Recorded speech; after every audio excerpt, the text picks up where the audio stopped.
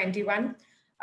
Hope you all are having a great time so far. And with us today for this session is Mr. Kevin Gensel, who's the Chief Revenue Officer at Gannett Inc. USA. He's here to talk to us about news media company as the digital agency. A little bit about Mr. Gensel. Mr. Kevin Gensel joined Gannett as its first Chief Revenue Officer in 2015 and leads all advertising and marketing solutions revenue in North America. Under his leadership, Gannett has grown its digital revenue and launched new monetization opportunities, including branded content, digital marketing solutions, and other digital ad innovations. Formerly, he was Yahoo's head of advertising sales for North America, where he oversaw all field sales and sales operations. Under his leadership, the team was responsible for $4 billion in advertising revenue. Before Yahoo, Kevin served as CRO at the Washington Post and Forbes Media. Over to you, Mr. Kevin Gensel, and welcome. Well, thank you, Shilpa. So nice to see you. Good morning, good evening, everyone, and greetings from New York, where I sit with you with 2 feet of snow outside of my window. I'm so honored to spend this time with you, and I put together a presentation that I think brings to life the value proposition that Gannett brings to local businesses across the US. So I'd like to take you through this, and then at the end, I would love to save time for questions and have a conversation. We will not be discussing specifically our national business today. That's USA Today. We're very proud of the USA Today business. In 2020, it achieved its 4th consecutive year of advertising revenue growth, even with COVID impact. And now that business is 90% digital advertising and 10% print. We're very proud of it, but today we're going to focus on local. So Shilpa, I'm now going to share my screen and show some pages of a slide deck. Yeah, that would be great. Okay. As we were talking to digital media and digital marketing solutions businesses in 2015 and 2016, I kept asking the salespeople from these companies that we were potentially looking to acquire, what do you say to clients who are considering working with Gannett or other local media companies? And this is the answer that I heard. Why would you buy digital marketing solutions from the newspaper company? Now, that was pretty hard to hear, of course.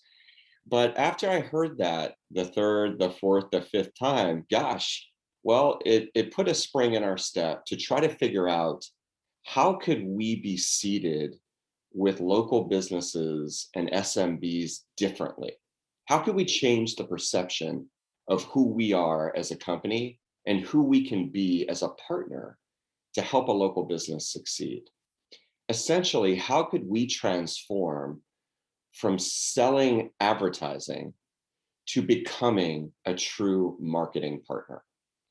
And that began a years-long journey of discovery, of perception change, and of skill development. Today, as I sit here with you all, I'm very proud to share that we have rebranded our go-to-market across the 260 local communities where we do have a printed newspaper, but also all of the digital media assets as Local IQ. Now, we had a lot of really bad names that existed on whiteboards as we brainstormed who we wanted to be when we showed up and when we were calling on local businesses. But we felt that local is our superpower. Local is who we are. Local is what we stand for. It is everything to us. And then IQ became emblematic of the intelligence, the technology, and the database solutions that we could bring to local businesses. I think even more importantly, Local IQ fuses together who we are as a media company with all of the trust that we have built with our readers over, in some cases, 100 years of servicing a community with knowledge, with information, with reporting, with journalism, and all of the wonderful advertising placements within our media environments, including print and display.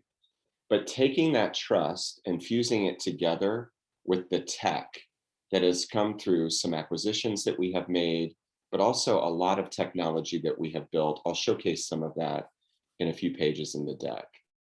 So marrying together trust plus tech, local IQ, becoming a one-stop agency, if you will, for local businesses. We still believe, as my old boss, Jeff Bezos, used to say, that we're on day one of our journey. We have so much work to do, but we're off to the races, and very excited by that. So at Gannett, we have coalesced around two mission critical priorities that we believe will take us from 2021 all the way to 2025 and beyond. These may not be surprising to you, but I think it's worth mentioning them because as an organization, number one, we are committed to being subscription-led. And that emanates in the behavior of every single employee and every day of the work that we do. And what I mean by subscription-led, there's the obvious side of this. It is our goal and objective to drive our digital subscription growth from the consumers who read us from 1 million, where we proudly are today, to 10 million by 2025. Now, to us, though, subscription is not just limited to the consumer side of our business. On the B2B side of the organization, which I oversee, we think that a subscription-based effort can really focus on those clients who are purchasing digital marketing services from us, of course, search and social and presence products. We believe that the relationship we have with DMS clients is a lot more subscriber-like than a flighted advertiser, for instance.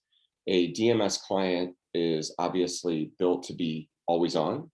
It is built to retain and to grow for much longer. And it also creates that foundation of digital revenue, which we can forecast accurately and grow upon. And so that, of course, leads to our second North Star priority, which is growing our digital marketing services revenue and putting a lot of emphasis behind the objectives that we seek to achieve and the key results we'll use to measure our journey to get there. It is our job, with all of the complexity in digital marketing that local businesses and SMBs face, to help them simplify it. It's our job to make marketing effective and efficient for business owners so they can focus on doing what they love and doing what they do best.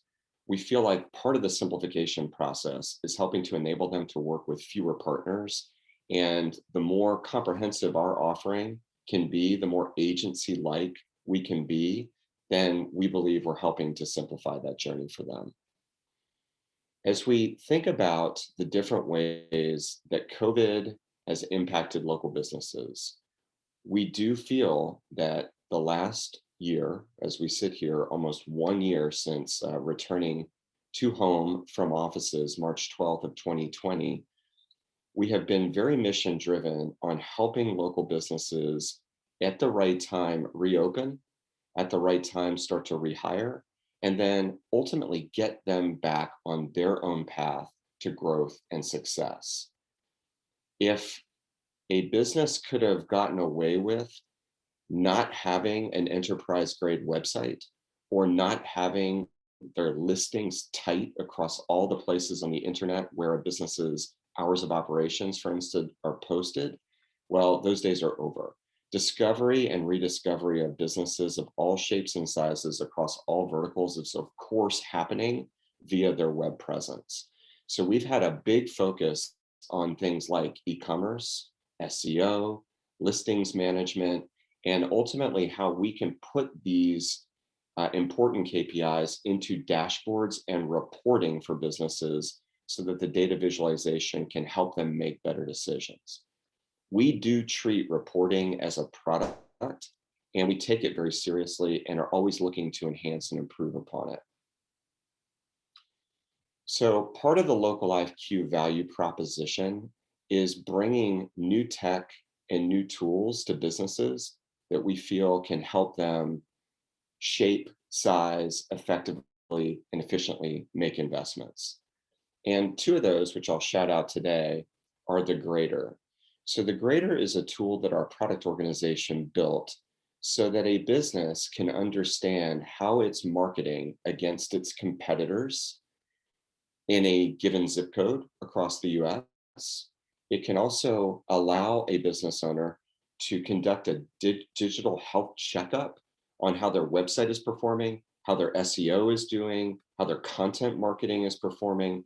And then we can also build into the results of the tool a proprietary budget that will show a business if they want to just achieve reach, if they want to achieve scale, if they want to achieve leads, if they want to achieve form fills, what type of budget it would take to accomplish this. As you all might imagine, our sales and services teams use this grader tool every day. The sales side often will use the tool to help to make a sales call. Obviously, the more that we're using this tool, the more consultative our opening dialogue with clients and potential clients can be. Our services teams are constantly utilizing the grader to understand campaign management and campaign optimization as well. This grader tool we launched about 2 years ago, and it has become a core part of our value proposition from a technology standpoint. A second tool that we use, as I mentioned, we view campaign reporting as a product and as part of our overall offering to business owners. We feel that the more powerfully we can represent campaign data and campaign details, what's working and what's not, the more informed and the more educated our clients are. This tool is not only built to help enable our sales and services teams, but it's also built for self-service. So when I mentioned earlier that part of our journey in digital marketing services is to build out more subscription-like experiences for our clients, this would be a good example of this. We would love for our clients to be utilizing the tools like Client Center and the grader to help build their knowledge about digital marketing, to help them understand how their investment is working, and to enable them to put hands on keyboards to investigate their campaigns at any given moment in any given day. Folks, along with this, we have also worked to build out a full in-house creative agency called Get Creative. I have a woman that I work closely with on this named Kelly Andreessen, and Kelly and I built out the branded content studio at the Washington Post almost 6 years ago. And we knew when we started together at Gannett that we wanted to do at least 2 things that we felt would be industry leading with our in-house studio. Number one, we wanted to create branded content, storytelling devices, native advertising plans that could work for local and small businesses and not just for global and national brands. We had to figure out how could we make the storytelling affordable at that size budget, but also effective at the same time and scalable. And then second, we wanted to be innovative and we wanted to figure out where could we lead the industry in enhancements in storytelling innovation. And for us, that led to deep exploration and building out a business in virtual reality, branded content, and more experimentation in augmented reality as well. To get our native advertising business functional for local businesses, we had to open up ad slots across all 260 of our local sites. That sounds obvious, that seems easy, but as you may know, working with individual site level decision makers requires some political footwork in order to get it done, but we're very, very pleased that we did, as now this is a growth business for us, and it's servicing along with our digital marketing services and other display products to help local businesses tell their story, remind local communities why they're important and the role that they play. One example of a local business that we've been able to put significant growth behind, given all of our storytelling and agency-like experiences, is a lawn services business based out of Wisconsin, Milwaukee, Wisconsin in the US, called Briggs & Stratton. They've been a very loyal client of ours for the last 5 years, but given our local to national footprint and the fact that Briggs & Stratton has many locations across the US, we were able to take advantage of branded content, of search and our search capabilities, of display, including OTT, Spotify, YouTube, of course, audience and retargeting, as well as our USA Today Sports Network, to build out a partnership with Briggs & Stratton that's equated to many millions of dollars for 2021. Great example of us putting together all the assets, all the tech, all the innovation underneath Get Creative and Local IQ to really become that agency as a media company. The last page I will share with you all is that we're also looking at exploring new types of business partnerships and business development to help create a larger business. This is some press that announced last week that Gannett will be working closely with the second largest local media company in the US, McClatchy, to help bring national demand to McClatchy's great inventory. Having national advertisers in the US spend with us, not only to reach USA Today audiences, but also local audiences across our network, was a big part of our growth trajectory in 2020. And we expect this to do nothing but continue to grow over the next 5 years. Adding other local publishers to our network gives national brands and large local companies the ability to reach even larger audience segments while they're in that trust-based, deeply engaged consumption of their local media content. We also have another digital marketing services announcement that we'll be sharing next week. Assuming we're off the record here today, we're very excited to be working with Snap, and we'll be taking out part of their new ad product roadmap to help local businesses grow and reach new customers, including Gen Z, and we'll be their go-to-market team to bring Snap, along, of course, with our staples of Google, Facebook, Bing, and Yahoo, and others, out to local businesses and SMBs. Shilpa, those are the conversation points I wanted to share with everyone this morning, or this evening, I should say. So I would love to spend any time having a discussion or answering any questions, if that makes sense. Thank you, Kevin. I should say, a wonderful presentation. We have a question from one of the viewers here.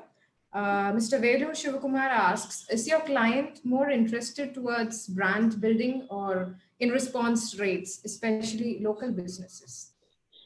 It's a great question. I would say, while there's not one answer, because we do work with well over 100,000 businesses across the US, in local, and even exacerbated by COVID, direct response is much more of the priority. Lead gen, form fills, phone calls, acquisition based marketing is certainly the key priority. We do try to bring to life that branded content, high impact display, print, that all works to impact a customer on different parts of their purchase journey, as you all know. But to the question, direct response is the priority. Thank you, Kevin. I don't see any more questions, so I think probably with that we come to the end of the session. Great session, great insights, Kevin. Thanks a lot for that. I'm sure all of the viewers grew richer with those insights from you and can incorporate some of those in their own businesses in the future days. So no, I don't see any more questions. So yeah, with that, okay. We come to the end of the day 2 of DMI 2021. And dear viewers, I hope you all enjoyed today's session. And before we call it a day, I would like to thank Kevin for this session and also our sponsors. I'd like to take a moment to thank them. Our platinum sponsor, Google News Initiative, gold sponsor, Stybo DX, Chartbeat and Piano Media, and our bronze sponsor, PPI Media. So with that, I would like to remind you that we have a great list of speakers and topics lined up for tomorrow as well. So do join us tomorrow. Till then, it's bye from me and from all of us at WAN-IFRA, and have a